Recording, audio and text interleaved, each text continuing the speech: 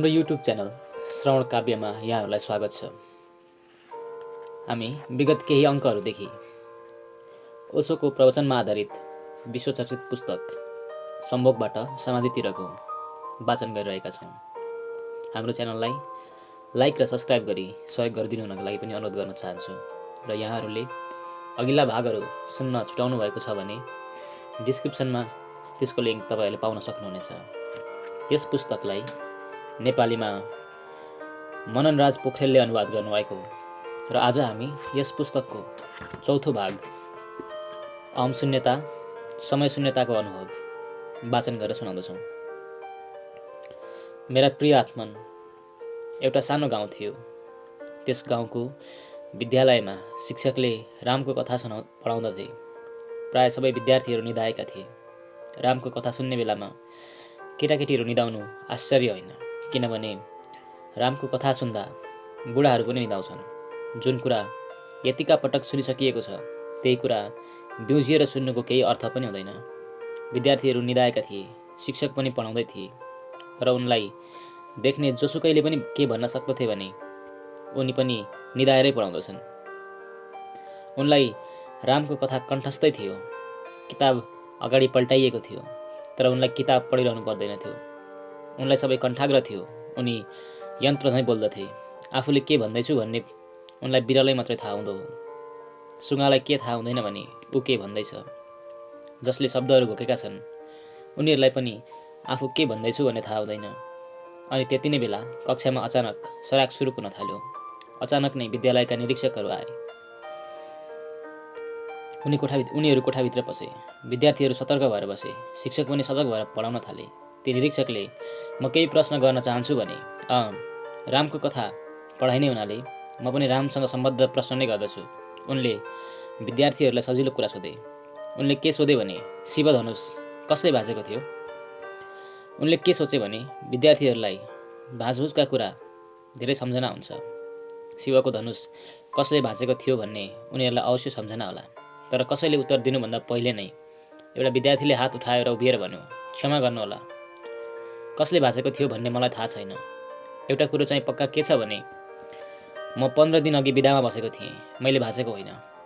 ममाथि कुनै आरोप लाग्नुभन्दा पहिले नै म के कुरो प्रश्न गरिदिन चाहन्छु भने मलाई धनुषका बारेमा थाहा नै छैन, किनभने म यस विद्यालयमा जुन चिज भाँचिए पनि सबैभन्दा पहिले मैमाथि दोषारोपण गरिन्छ। त्यसैले म निवेदन गरिहाल्दछु। निरीक्षक त छक्कै परे। कसैले यस्तो उत्तर देला भन् उनले सोचेका थिएनन्। उनले शिक्षकतिर हेरे। शिक्षक आफ्नो बेतको लट्ठी झिक्दै थिए अनि उनले भने, अवश्य पनि यही बदमासले भाँचेको होला। यसको सधैँ बानी हो।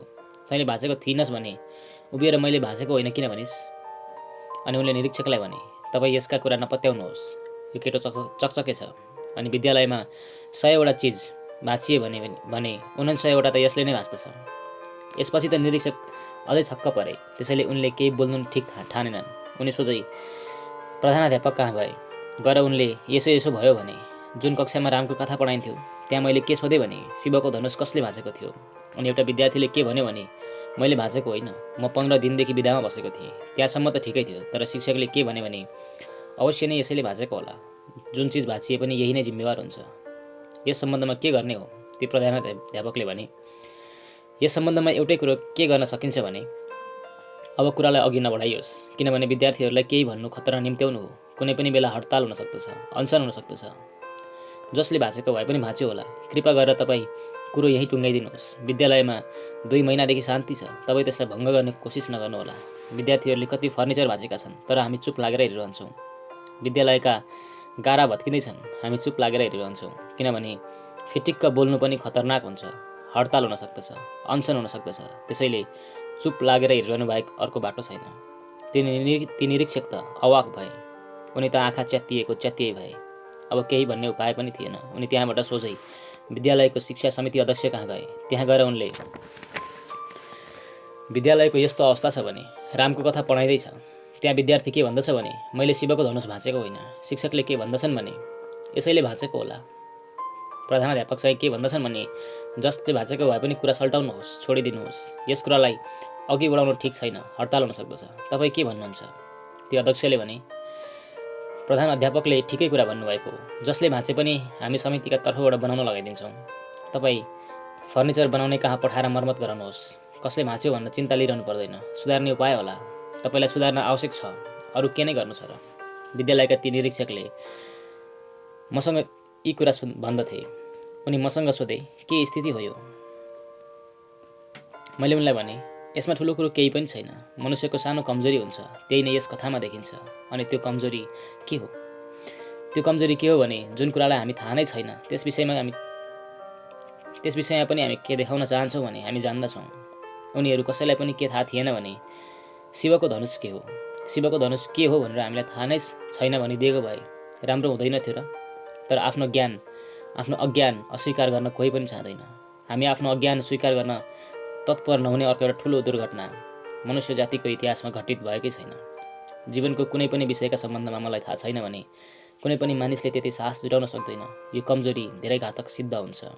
सारा जीवन नै व्यर्थ हुन्छ। हामी जान्दछौँ भन्ठानेर बस्दछौँ। त्यसैले हामी जे उत्तर दिन्छौँ त्यो त्यति नै मौढ्यतापूर्ण हुन्छ जति त्यस विद्यालयमा दिइएको थियो। विद्यार्थीदेखि लिएर अध्यक्षसम्म जुन कुराको हामीलाई ज्ञान छैन त्यसको उत्तर दिने कोसिस मूढता बाहेक अन्त कतै लैजाँदैन। अनि के पनि हुन सक्छ भने शिवको धनुष कसले भाँच्यो या भाँचेन भन्ने कुरासँग जीवनको गहिरो सम्बन्ध छैन।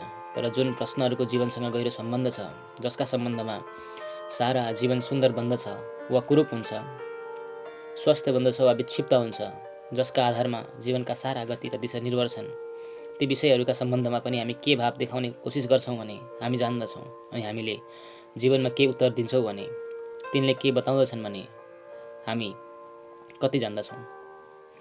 प्रत्येक मानिसको जिन्दगीले के बताइरहेको छ भने हामी जिन्दगीका बारेमा केही पनि जान्दैनौँ। होइन भने किन यति असफल, यति निराशा, यति दुःख, यति चिन्ता?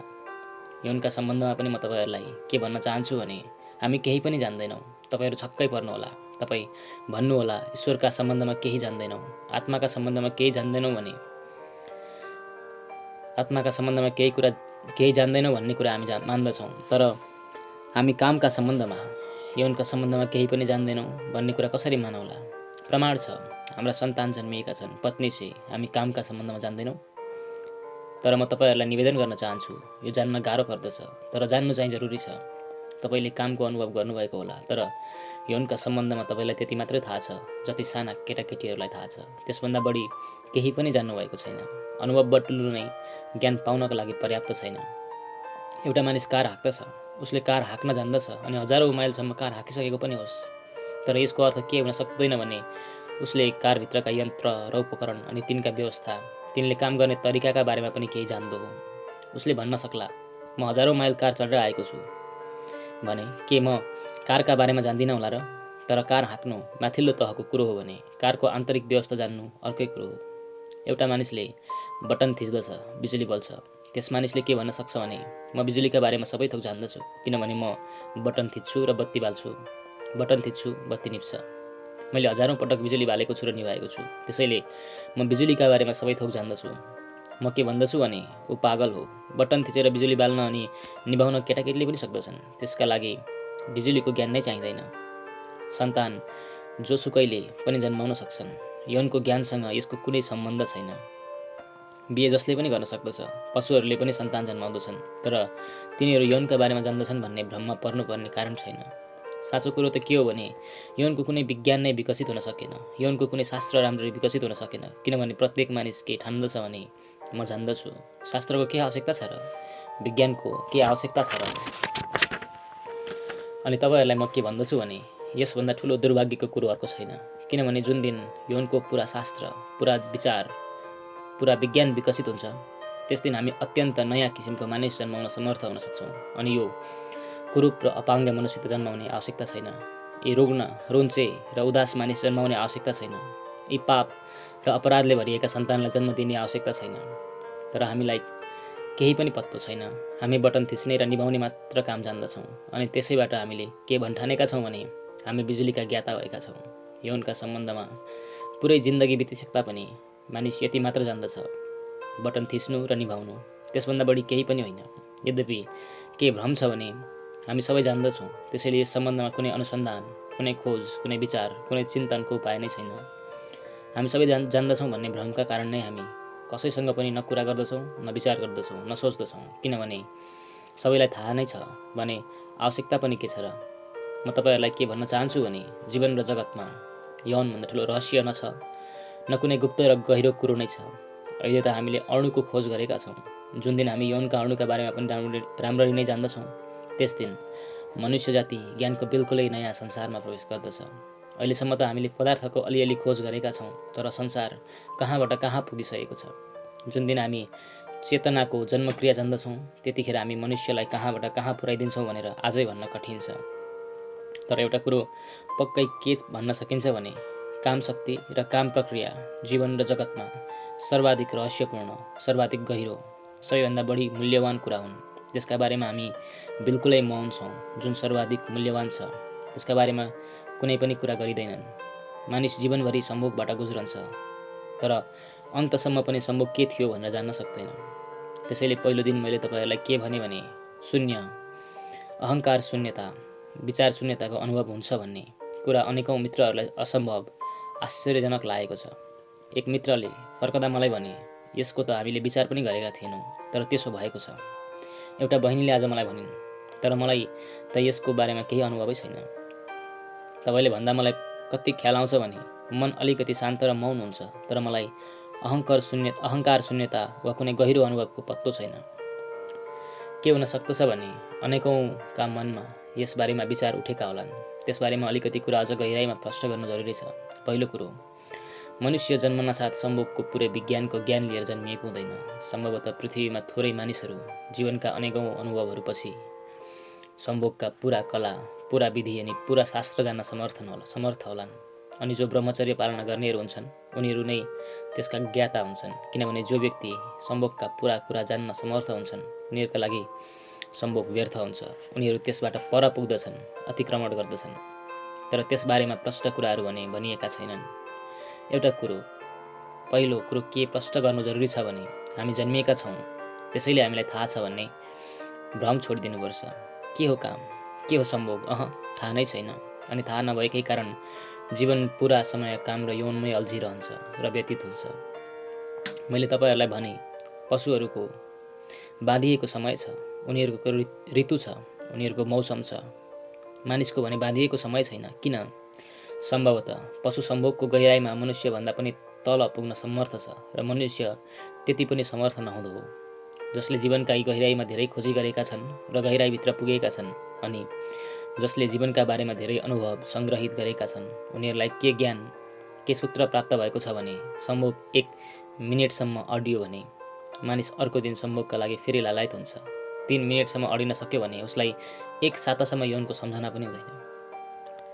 7 मिनेटसम्म अडिन सक्यो भने त 3 महिनासम्मका लागि यौनबाट कसरी मुक्त हुन्छ भन्ने उसको कल्पनामा पनि विचार पस्दैन। 3 घण्टासम्म अडिन सक्यो भने त जीवनभरिका लागि मुक्त हुन्छ। उसलाई जीवनमा कल्पना पनि हुँदैन। तर सामान्यतः मनुष्यको छिनभरको मात्र अनुभव छ।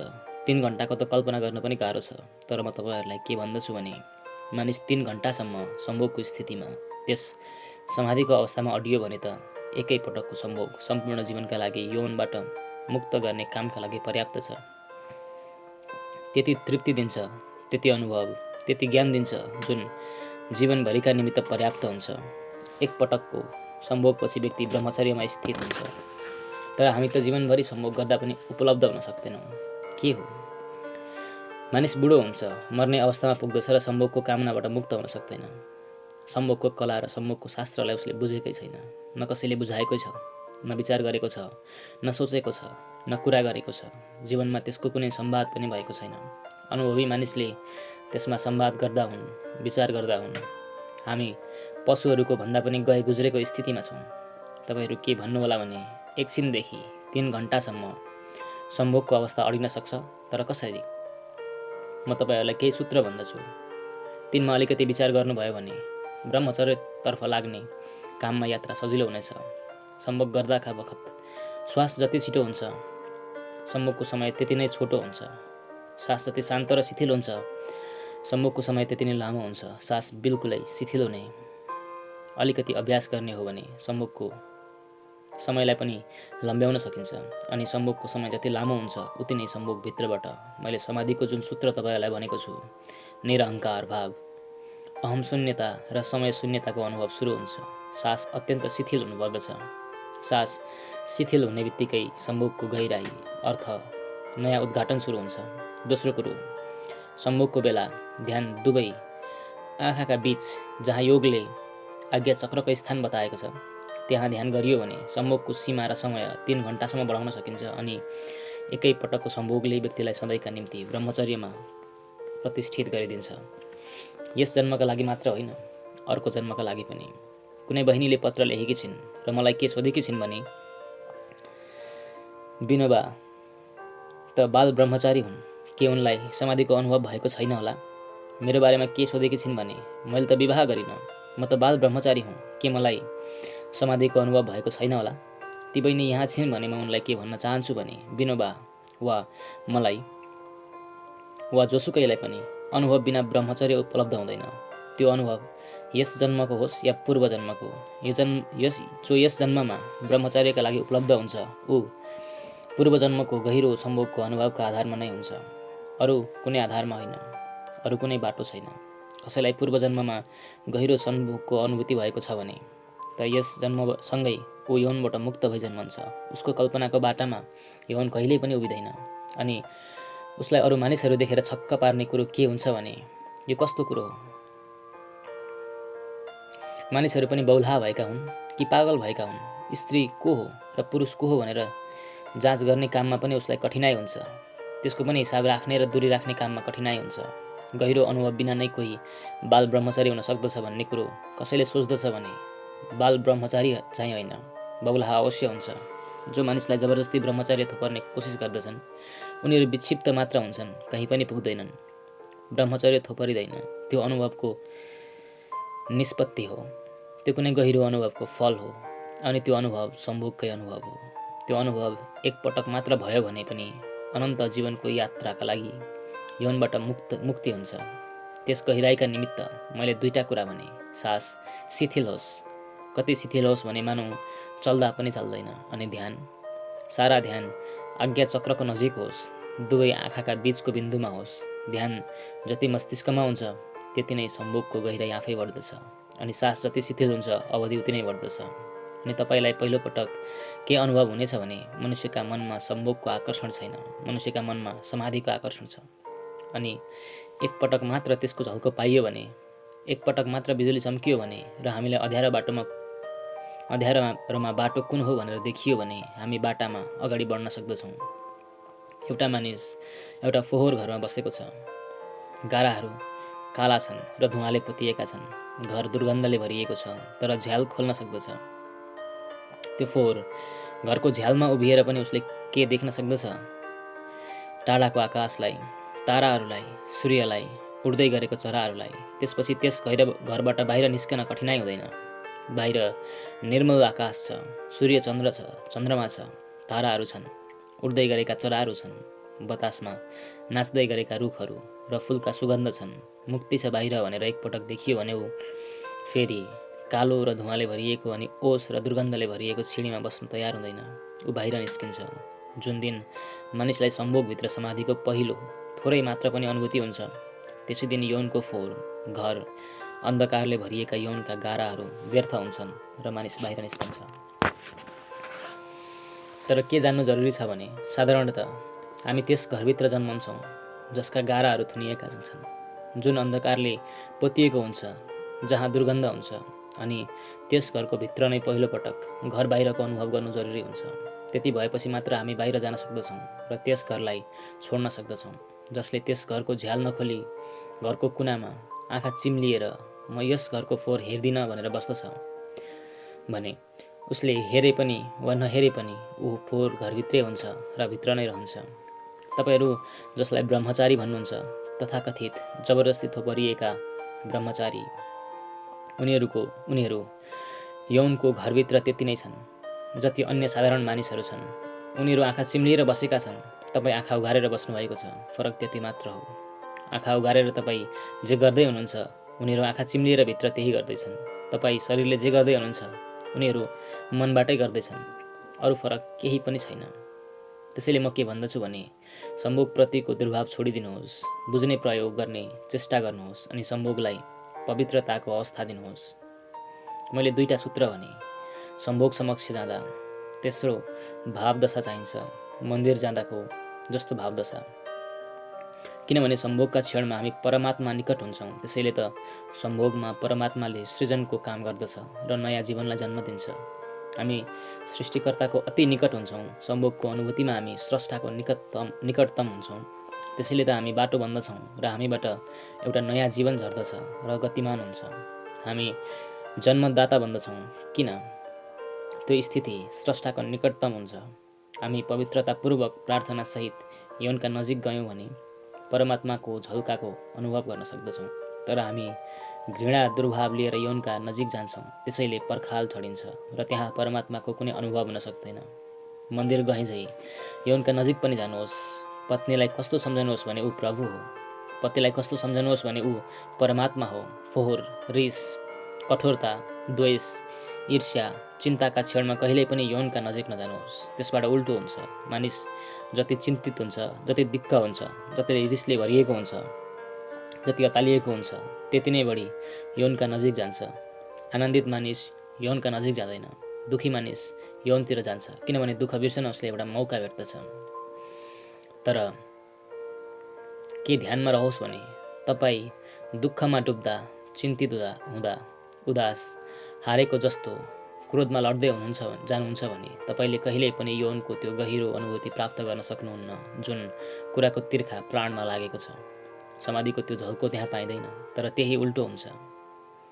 मेरो बिन्ती छ, आनन्दमा हुँदा, प्रेममा हुँदा, प्रफुल्लित हुँदा र प्राण प्रार्थनामय हुँदा आज हृदय शान्ति र आनन्द कृतज्ञताले भरिएको छ भन्ने लाग्यो भने त्यही क्षण हो। त्यही क्षण नै हो सम्भोगका निकट जाने। त्यस्तै व्यक्ति नै सम्भोगका बखत समाधिका लागि उपलब्ध हुन्छ अनि एकपटक मात्रै समाधिको एउटा किरण पाइयो भने त सम्भोगबाट सधैँका लागि मुक्त हुन्छ र समाधिमा गतिमान हुन्छ। स्त्री र पुरुषको मिलनले गहिरो अर्थ राख्दछ। स्त्री र पुरुषको मिलनमा पहिलोपटक अहङ्कार नासिन्छ र हामी कसैसँग भेट्दछौँ। आमाको पेटबाट शिशु निस्कन्छ अनि दिनरात उसको प्राणमा एउटै कुरो आइरहन्छ। मानौ हामीले कुनै रुख जमिनबाट उखेलेका छौँ अनि त्यो रुखको प्राण जमिनसँग कसरी जोड्यौँ भनेर छटपटाउँदछ। किनभने जमिनसँग जोडिएर नै त्यसलाई प्राण प्राप्त हुन्थ्यो, रस प्राप्त हुन्थ्यो, जीवन प्राप्त हुन्थ्यो, ऊर्जा प्राप्त हुन्थ्यो। जमिनबाट उखेलिएपछि त्यसका सारा जराहरू चिच्याएर के भन्दछन् भने मलाई फेरि जमिनमै फर्काइदेऊ। त्यसको सारा प्राण चिच्याएर के भन्दछ भने मलाई जमिनमै फिर्ता पठाइदेऊ। त्यो उखेलियो, त्यो सकियो। मानिस आमाको पेटबाट बाहिर निस्कन साथ उखेलिन्छ। ऊ एक अर्थमा सारा जीवन र जगतबाट अलग भयो। अब उसका सम्पूर्ण पुकार र प्राणको आकाङ्क्षा जगत र जीवन अनि अस्तित्वसँग जोडिने हुन्छ। त्यही पुकारको नाम प्रेमको तिर्खा हो। प्रेमको अर्को अर्थ के हो? प्रत्येक मानिस के खोज्दैछ भने म प्रेम पाऊँ अनि प्रेम गरौँ। प्रेमको अर्थ के हो? प्रेमको अर्थ के हो भने म एक्लो भएको छु, अलग भएको छु, म जीवनसँग फेरि जोडियौँ। तर यसरी जोडिने गहिरोभन्दा गहिरो अनुभव मनुष्यलाई यौनको अनुभवबाट प्राप्त हुन्छ। स्त्री र पुरुषलाई दुवैलाई जोडिने यो अनुभव नै पहिलो हो अनि जुन व्यक्तिले जोडिने यो अनुभवलाई प्रेमको तिर्खा, जोडिने आकाङ्क्षाका अर्थमा लिन्छ त्यो मानिस एक अर्काको अनुभवको निमित्त पनि छिटै उपलब्ध हुन सक्दछ। योगी पनि जोडिन्छ, साधु पनि जोडिन्छ, सन्त पनि जोडिन्छ, समाधिस्थ व्यक्ति पनि जोडिन्छ, सम्भोगी व्यक्ति पनि जोडिन्छ। सम्भोग गर्दा दुई व्यक्ति जोडिन्छन्। एउटा व्यक्ति अर्को व्यक्तिसँग जोडिन्छ र एक हुन्छ। समाधिमा एक व्यक्ति समष्टिसँग जोडिन्छ र एक हुन्छ। सम्भोग दुई व्यक्ति बीचको मिलन हो। समाधि एक व्यक्ति र अन्तका बीचको मिलन हो। स्वभावतः दुई व्यक्तिहरूको मिलन छिनभरलाई हुन सक्दछ। एक व्यक्ति र अनन्तको मिलन अनन्तका लागि हुन सक्दछ। दुवै व्यक्ति सीमित छन्, उनीहरूको मिलन असीम हुन सक्दैन। दाम्पत्यको सबै प्रेम यही पीडा हो। दाम्पत्यको सबै प्रेमको यही पीडा हो, यही कष्ट हो। जससँग हामी जोडिन चाहन्छौँ तिनसँग छिनभरका लागि मात्र जोडिन्छौँ र अलग हुन्छौँ। अलग्याइले पीडा दिन्छ, अलग्याइले कष्ट दिन्छ अनि दुवै प्रेमी कुन पीडामा निरन्तर दिगदार हुन्छन् भने अलग्याइ किन हुन्छ अनि सबै चिज बिस्तारै बिस्तारै कस्ता लाग्न थाल्दछन् भने अर्को अलग्याइ बनाउँदैछ। त्यसैले अर्कासँग रिस उठ्न सुरु हुन्छ। तर जो जान्दछन् उनीहरू के भन्दछन् भने दुई व्यक्ति अनिवार्यतः दुई बेग्ला बेग्लै व्यक्ति हुन्। उनीहरू जबरजस्ती छिनभरका लागि मिल्न सक्दछन् तर सधैँका लागि मिल्न सक्दैनन्। प्रेमीहरूको पीडा र कष्ट नै के हो भने निरन्तर एउटा सङ्घर्ष उत्पन्न हुन्छ। जसलाई प्रेम गर्दछन् उसैसँग सङ्घर्ष उब्जन्छ, उसैसँग तनाव, अशान्ति र द्वेष उब्जन्छ। किनभने कस्तो प्रतीत हुन थाल्दछ भने जससँग म भेट्न चाहन्छु उही नै भेट्न तयार छैन होला। त्यसैले मिलन पूर्ण हुन पाउँदैन। तर यसमा व्यक्तिहरूको दोष छैन। दुवै व्यक्ति अनन्तकालिक गहिराइमा भेट्न सक्दैनन्, एकैछिनका लागि भेट्न सक्दछन्। किनभने व्यक्ति सीमित छ, उसँग भेट्ने क्षण पनि सीमित हुन्छ। अनन्त मिलन चाहिन्छ भने त परमात्माबाट मात्र हुन सक्दछ, त्यो समस्त अस्तित्वबाट हुन सक्दछ। जो सम्भोगको गहिराइमा उत्रन्छन् उनीहरूलाई थाहा हुन्छ एक क्षणको मिलनमा यति आनन्द छ भने अनन्त कालका लागि मिलन हुँदा कति आनन्द हुँदो हो। त्यसको त हिसाब राख्नै गाह्रो छ। एक क्षणको मिलनको यति अद्भुत प्रतीत हुन्छ भने अनन्तसँगको मिलन कस्तो हुँदो हो। अनन्तसँगको मिलन हुँदाको अनुभव कस्तो प्रतीत हुँदो हो। जस्तै एउटा घरमा बल्दै गरेको दियोबाट हामी सूर्यका किरणमा कति दियोहरू बलिरहेका होलान् भनेर पनि हिसाब गर्न चाहौँला। हिसाब गर्न गाह्रै पर्दछ। एउटा दियो सानो कुरो हो, सूर्य ठुलो कुरा हो। सूर्य पृथ्वीभन्दा 60,000 गुणा ठुलो छ, 10 करोड माइल टाढा छ, तैपनि हामीलाई तताउँदछ, तैपनि हामीलाई पोल्दछ। त्यति ठुलो सूर्यलाई एउटा सानो दियोसँग तुलना गर्न खोज्दा कसरी तुलना गर्न सकिएला? तर होइन, एउटा दियोबाट सूर्यलाई तुलना गर्न सकिन्छ। किनभने दियो पनि सीमित छ र सूर्य पनि सीमित छ। दियोमा एउटा मैनबत्तीको प्रकाश छ भने सूर्यमा अरबौँ खरबौँ मैनबत्तीको प्रकाश हुँदो हो। तर सीमा तोक्न सकिन्छ, तुलना गर्न सकिन्छ। तर सम्भोगमा जुन आनन्द छ र समाधिमा जुन आनन्द छ त्यसलाई पुनः तुलना गर्न सकिन्न। किनभने सम्भोग दुई क्षुद्र व्यक्तिहरूको अति क्षणिक मिलन हो र समाधि चाहिँ थोपाको अनन्त सागरमा मिलन हुनु हो। त्यसलाई कसैले पनि तुलना गर्न सक्दैन। त्यसलाई तुलना गर्ने कुनै उपाय पनि छैन। त्यो कति छ भनेर हामीले जाँचौँ भन्ने कुनै बाटो छैन। त्यसैले जब त्यो उपलब्ध हुन्छ भने कहाँ यौन अनि कहाँ सम्भोग, कहाँ कामना। त्यति अनन्त पाइसकेपछि त्यो छिनभरको सुख पाउनका लागि कसले सोच्दो हो, कसरी विचार गर्दो हो? त्यतिखेर त्यो सुख दुःख जस्तो प्रतीत हुन्छ अनि ब्रह्मचर्य सजिलै प्राप्त हुन्छ। तर सम्भोग र समाधिका बिचमा एउटा सेतु छ, एउटा पुल छ, एउटा यात्रा छ, एउटा बाटो छ।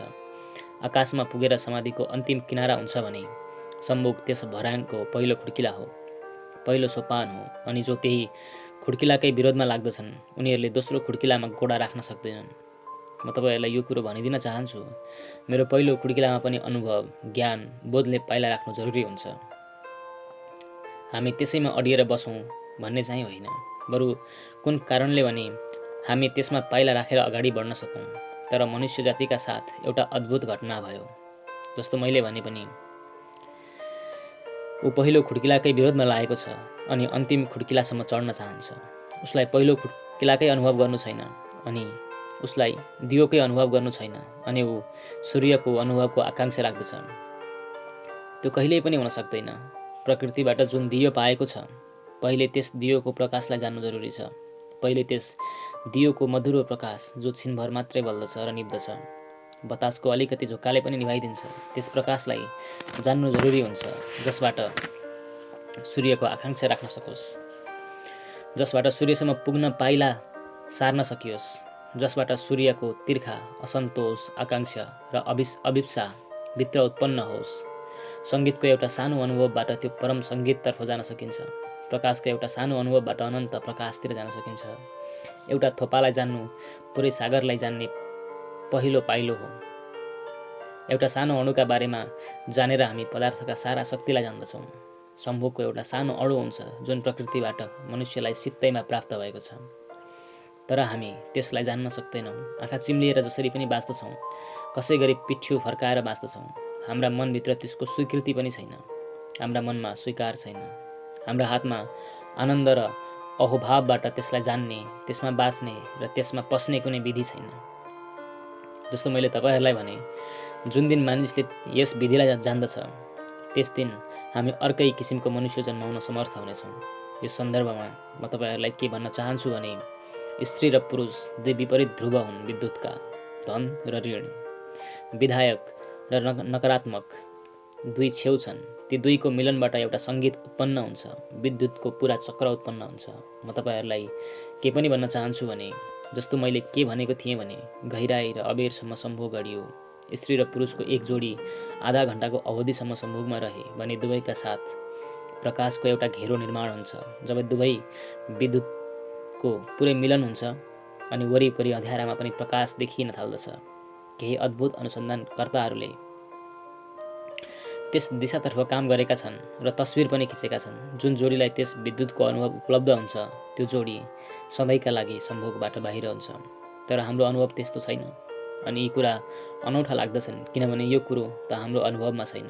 अनुभव छैन भने त त्यसको अर्थ के हो भने, तपाईँ फेरि सोच्नुहोस्, फेरि हेर्नुहोस् अनि जिन्दगीलाई, कम्तीमा पनि यौनको जिन्दगीलाई क ख गदेखि फेरि थालौँ बुझ्नका लागि, बोधपूर्वक बाँच्नका लागि। मेरो आफ्नो अनुभूति यस्तो छ, मेरो आफ्नो धारणा के छ भने, महावीर वा बुद्ध वा क्राइस्ट र कृष्ण अपरझट रूपबाट जन्मदैनन्। यो ती दुई व्यक्तिहरूको परिपूर्ण मिलनको परिणाम हो।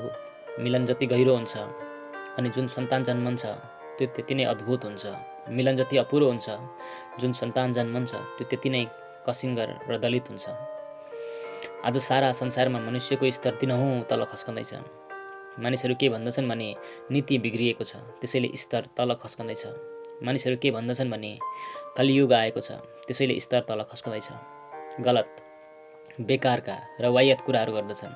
एउटा मात्र फरक परेको छ, मनुष्यको सम्भोगको स्तर तल खस्किएको छ।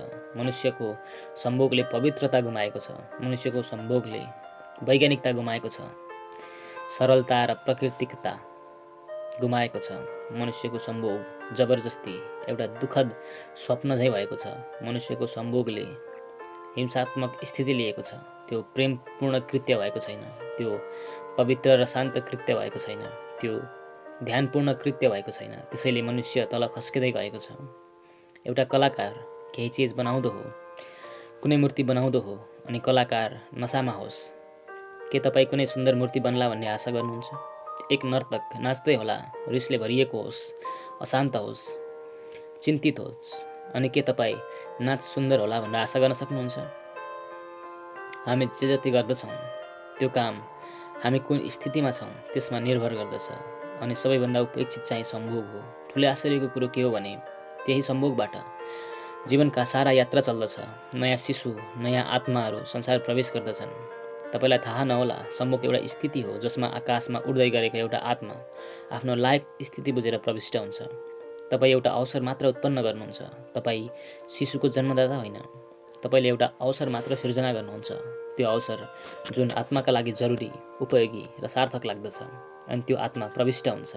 तपाईँले रुग्ण अवसर जन्म भएको छ भने, रिस, दुःख, पीडा र चिन्तामा हुनुहुन्छ भने त जुन आत्मा अवतरित हुन्छ त्यो यसै तहको हुन सक्दछ, यसभन्दा उच्च तहको हुन सक्दैन। श्रेष्ठ आत्माहरूको आह्वानका निम्ति श्रेष्ठ सम्भोगको अवसर र सुविधा चाहिन्छ, अनि मात्र श्रेष्ठ आत्माहरू जन्मन्छन् र जीवनमाथि उठ्दछ। त्यसैले मैले के भने जुन दिन मानिस सम्भोगका पुरै शास्त्रमा पोख्त हुन्छ त्यसै दिन हामी ससाना केटाकेटीहरूदेखि लिएर पुरा संसारलाई त्यस कला र विज्ञानका सम्बन्धमा सबै कुरा भन्न सक्दछौँ र बुझाउन सक्दछौँ। त्यस दिन हामी बिल्कुलै नयाँ मनुष्य, जसलाई नित्से सुपरम्यान भन्दथे, जसलाई अरविन्द अति मानव भन्दथे, जसलाई महान आत्मा भन्न सकियोस्, त्यस्तो शिशु, त्यस्तो सन्तान, त्यस्तो संसारको निर्माण गर्न सकिन्छ। अनि जबसम्म हामी यस्तो संसारको निर्माण गर्दैनौँ त्यतिन्जेल विश्वमा न शान्ति हुन सक्छ, न युद्ध रोकिन्छ, न घृणा रोकिन्छ, न अनीति रोकिन्छ, न दुश्चरित्रता रोकिन्छ, न व्यभिचार रोकिन्छ, न जीवनको यो अन्धकार रोकिन्छ। राजनीतिज्ञहरू जति नै चिच्याइरहन्, फिक्री नगर्नुहोस्, 5 मिनेट पानी परेर केही फरक पर्दैन। छाता बन्द गर्नुहोस्, किनभने अरूसँग छाता छैनन्। केहीले छाता उगार्नु अलि अधार्मिक नै हुन्छ, त्यो बन्द गर्नुहोस्। सबैसँग छाता भएको भए त ठिकै हुन्थ्यो। कोहीसँग छैन भने तपाईँ छाता उघाएर बस्नुभयो भने त नमिल्दो हुन्छ, कस्तो असंस्कृत देखिन्छ। त्यो बन्द गर्नुहोस्। म माथि छानो छ। म अवश्य नै जति बेरसम्म तपाईँहरू पानीमा रुझिरहनुहुन्छ, सभापछि म त्यति बेरसम्म उभिएर पानीमा रुच्दछु। युद्ध हराउँदैन, अशान्ति हराउँदैन, हिंसा हराउँदैन, ईर्ष्या हराउँदैन। कति दिन बिते, 10,000 वर्ष बिते। मनुष्य जातिका पैगम्बर, तीर्थङ्कर, अवतारहरूले के सम्झाइरहेका छन् भने युद्ध नगर, हिंसा गर, हिंसा नगर, क्रोध नगर। तर कसैले पनि सुनेनन्, हिंसा नगर, क्रोध नगर भनेर। जसले हामीलाई भने हामीले तिनलाई सुलीमा झुन्डाइदियौँ। उनीहरूको शिक्षाको फल त्यसो भयो। गान्धी हामीलाई के भन्दथे भने प्रेम गर, एक हो। हामीले गोली हानिदियौँ। उनको शिक्षाको त्यो फल भयो। संसारका सबै मनुष्य हारे। यही कुरो बुझ्नु पर्दछ। असफल भइसकेका छन्। आजसम्मका कुनै पनि मूल्यले जित्न सकेनन्। सबै मूल्य हारे, सबै मूल्य असफल भए। पुकारा गर्ने ठुलाभन्दा ठुला मानिस, असलभन्दा असल मानिस पनि हारे, समाप्त भए। अनि मानिस दिनहुँ अँध्यारो र नर्कतिर गइरहेको छ। के यसबाट हाम्रो शिक्षामा कहीँ कतै मूलभूत भूल छ भन्ने कुरा थाहा हुँदैन र? अशान्त मानिस किन अशान्त छ भने ऊ अशान्तिमै जन्मिएको हुन्छ। उसँग अशान्तिका कीटाणु छन्। उसको प्राणको गहिराईमा अशान्तिको रोग छ। जन्मेको पहिलो दिन नै ऊ अशान्ति, दुःख र पीडा लिएर जन्मिएको छ। जन्मेको पहिलो क्षणमा नै उसको जीवनका सम्पूर्ण स्वरूपहरू निर्माण भएका छन्। त्यसैले बुद्ध हार्दछन्, महावीर हार्दछन्, कृष्ण हार्दछन्, क्राइस्ट हार्दछन्, हारिसकेका छन्। हामीले शिष्टतावश उनीहरू हारेका छैनन् भन्छौँ भन्ने कुरो बेग्लै हो। तर उनीहरू सबै हारिसकेका छन्। अनि मानिस दिनहुँ बिग्रदै गएको छ, दिनहुँ बिग्रदै गएको छ। यतिका दिनको अहिंसाको शिक्षा हुँदा पनि हामी चक्कुबाट अणु र हाइड्रोजन बमसम्म पुगिसकेका छौँ। के यो अहिंसाको शिक्षाको सफलता हो? प्रथम विश्वयुद्धमा हामीले 3 करोड मानिसहरूको हत्या गरेका थियौँ। अनि त्यसपछि शान्ति र प्रेमका कुरा गरिसकेपछि द्वितीय विश्वयुद्धमा पनि हामीले 7.5 करोड मानिसको हत्या गऱ्यौँ। अनि त्यसपछि पनि बर्टन रसेलदेखि लिएर विनोबासम्म के भनेर चिचाइरहेका छन् भने शान्ति चाहियो, शान्ति चाहियो। तर हामी भने तृतीय विश्वयुद्धको तयारी गर्दैछौँ। अनि तृतीय विश्वयुद्धले द्वितीय विश्वयुद्धलाई केटाकेटीको खेल बनाइदिन्छ। आइन्स्टाइनसँग कसैले के सोधिएको थियो भने तृतीय विश्वयुद्धमा के हुन्छ? आइन्स्टाइन्सले भने तेस्राका विषयमा केही पनि भन्न सकिँदैन। तर चौथाका सम्बन्धमा भने म के भन्न सक्छु? म केही भन्न सक्दछु। प्रश्नकर्ताले भन्यो, आश्चर्य, तपाईँ तेस्राका सम्बन्धमा भन्न सक्नु हुन्न भने चौथाको सम्बन्धमा के भन्नु होला? आइन्स्टाइनले भने चौथाका सम्बन्धमा एउटा कुरो के पक्का छ भने चौथो विश्वयुद्ध कहिल्यै पनि हुँदैन। किनभने तेस्रो पछि कुनै मानिस बाँच्ने आशा छैन। यो मनुष्यका सारा नैतिक र धार्मिक शिक्षाको फल हो। म तपाईँहरूलाई के भन्न चाहन्छु भने यसको मूल कारण अर्कै छ। जबसम्म हामी मनुष्यको सम्भोगलाई सुव्यवस्थित, मनुष्यको सम्भोगलाई आध्यात्मिक बनाउन सक्दैनौँ, जबसम्म हामी मनुष्यको सम्भोगलाई समाधिको द्वार बनाउन सफल हुँदैनौँ, त्यतिन्जेल राम्रो मनुष्यता उत्पन्न हुन सक्दैन। दिनहुँ खराबभन्दा खराब मनुष्यता जन्मन्छ। किनभने आजका खराब केटाकेटीहरू भोलि सम्भोग गर्दछन् र आफूभन्दा पनि खराब मानिसहरूलाई जन्म दिनेछन्। प्रत्येक पुस्ता उधो झर्दै जान्छ, त्यो पक्का छ। यसको भविष्यवाणी नै गर्न सकिन्छ। अब त हामी त्यस ठाउँमा पुगिसकेका छौँ जहाँ अब अरू पतनको सम्भावना नै छैन। सारा संसार झन्नै एउटा पागलखाना भएको छ। अमेरिकाका वैज्ञानिकहरूले के हिसाब निकालेका छन् भने न्युयोर्क जस्तो सहरमा 18% मानिसहरू मात्र स्वस्थ ठहरिन्छन्। 18% मानिस मानसिक रूपमा स्वस्थ छन्। अनि 82% मानिसहरूको के अवस्था होला? 82% मानिसहरू झन्नै विक्षिप्त हुने अवस्थामा छन्। तपाईँ कहिलेकाहीँ कुनामा बसेर आफ्ना बारेमा विचार गर्नुहोस् अनि तपाईँलाई के थाहा हुनेछ भने भित्र कति पागलपन छ। पागलपनलाई कसै गरी थिचेर राख्नु भएको छ, कसै गरी थामथुम हुँदै हिँड्नुहुन्छ। त्यो कुरा बेग्लै हो। कसैले अलिकति घचिडिदियो भने त कुनै पनि मानिस पागल हुन सक्दछ। के सम्भावना छ भने 100 वर्षभित्र सारा मनुष्यता पागल घर बनोस्, सारा मानिस झन्डै पागल हुन्। त्यसपछि हामीलाई एउटा फाइदा के हुन्छ भने पागलहरूको उपचारको आवश्यकता नै पर्ने छैन। एउटा फाइदा के हुन्छ भने पागलहरूका चिकित्सकहरू हुने छैनन्। एउटा फाइदा के हुनेछ भने कोही पागल छ भनेर कसैले अनुभव गर्ने छैनन्। किनभने पागलको पहिलो लक्षण के हो भने म पागल छु भनेर उसले कहिल्यै भन्दैन। त्यति मात्र फाइदा हुन्छ। तर त्यो रुग्णता बढ्दै जान्छ। त्यो रोग, त्यो अस्वस्थता, यो मानसिक चिन्ता र मानसिक अन्धकार बढ्दै जान्छ। के म सम्भोगलाई आध्यात्मिक नबनाइकन कुनै नयाँ मनुष्य त जन्मन सक्दैन भनेर तपाईँहरूलाई भनौँ? यी 3 दिनमा मैले तपाईँहरूलाई यिनै कुरा मात्र भने। एउटा नयाँ मनुष्यलाई निश्चय नै जन्म दिनुपर्छ। मनुष्यको प्राण आतुर छ उचाइ छुन, आकाशमाथि उठ्न, चन्द्रमा र तारा झैँ उज्यालिन, फुल झैँ फक्रन, नाच्न। सङ्गीतका लागि मानिसको आत्मा रुन्छ र तिर्खाएको छ। अनि मानिस कोलका गोरु झैँ एउटै वृत्तमा घुम्दछ र त्यसैमा समाप्त हुन्छ। वृत्तभन्दा बाहिर निस्कनै सक्दैन। यसको कारण के हो? कारण एउटै छ, मनुष्यको जन्मको प्रक्रिया नै अडबाङ्गे छ। मनुष्य जन्मने विधि नै पागलपनले भरिएको छ। मनुष्यको भोगाइलाई हामीले समाधिको द्वार बनाउन सकेनौँ। त्यसैले मनुष्यको सम्भोग समाधिको द्वार बन्न सक्दछ। यी 3 दिनमा यही सानो मन्त्रबारे मैले सारा कुराहरू भने। अब अन्तमा एउटा कुरो दोहोऱ्याउँ र आजको चर्चा पुरा गरौँ। म के भनिदिन चाहन्छु भने जीवनका सत्यबाट आँखा चिम्लने मानिसहरू मनुष्यका शत्रु हुन्। सम्भोग र यौनका कुराको विचारसम्म गर्नु हुँदैन भनेर तपाईँलाई जसले भन्दछ त्यो मानिस मनुष्यको शत्रु हो। किनभने यस्तै शत्रुहरूले हामीलाई विचार गर्नै दिएनन्। नत्र भने के अहिलेसम्म हामीले वैज्ञानिक दृष्टि खोज्ने र जीवनलाई नयाँ बनाउने प्रयोग खोज्ने काम कसरी सम्भव हुन्थ्यो र? यौनको धर्मसँग कुनै सम्बन्ध छैन भनेर तपाईँहरूलाई जसले भन्दछ भने त्यस मानिसले 100% नै गलत कुरो भनेको हुन्छ। किनभने यौनको ऊर्जा नै परिवर्तित र रूपान्तरित भई धर्म जगतमा प्रवेश पाउँदछ। वीर्यको शक्ति नै उद्धोरित भई मनुष्यलाई ती लोकहरूमा लैजान्छ जसको हामीलाई केही अत्तो पत्तो नै छैन, जहाँ कुनै मृत्यु नै छैन, जहाँ कुनै दुःख छैन, जहाँ आनन्द बाहेक अरू कुनै अस्तित्व नै छैन। त्यो सच्चित आनन्दमा लैजाने शक्ति र ऊर्जा कोसँग छ भने र कहाँ छ? हामी त्यसलाई खेर फाल्दछौँ। हामी प्वाल परेको त्यो भाँडो जस्ता छौँ जुन पानी तान्न इनारमा खसाल्दछौँ। भाँडो माथिसम्म त आउँछ, बिचमा खलबल पनि धेरै हुन्छ अनि पानी चुहिन्छ र के लाग्दछ भने पानी भरिएर आउला, तर पानी त बिचैमा चुहिन्छ। रित्तो भाँडो मात्र हात लागि हुन्छ। हामी प्वाल परेको डुङ्गा जस्ता छौँ। हामी डुङ्गा खियाउँछौँ डुब्नका लागि मात्र। डुङ्गाले किनारामा पुर्याउँदैन, खालि माझमै डुबाइदिन्छ र नष्ट गरिदिन्छ। अनि यी सारा दुलाहरू मनुष्यको यौन ऊर्जाका गलत बाटातिर प्रभावित हुने र बग्ने कारण हुन्। अनि ती गलत बाटाहरूतिर बगाउने मानिसहरू पनि नाङ्गा तस्बिर झुन्ड्याउनेहरू होइनन्, नाङ्गा उपन्यास लेख्नेहरू होइनन्, नाङ्गा चलचित्र बनाउनेहरू पनि होइनन्। मनुष्यको ऊर्जालाई विकृत गर्ने तिनै हुन् जसले मनुष्यलाई यौनको सत्यसँग परिचित हुने काममा बाधा गरिदिएका छन्। अनि तिनै मानिसहरूका कारण यी नाङ्गा तस्बिरहरू बिक्दैछन्, नाङ्गा चलचित्रहरू बिक्दैछन्। मानिसहरू नाङ्गा क्लबहरूको आविष्कार गर्दैछन् अनि फोहोरमा नयाँ नयाँ अनि बेफाकका नयाँ नयाँ बाटाहरू निकालिरहेका छन्। कसका कारण? जसलाई हामी साधु र सन्यासी भन्दछौँ, उनीहरूकै कारण यसो भएको हो।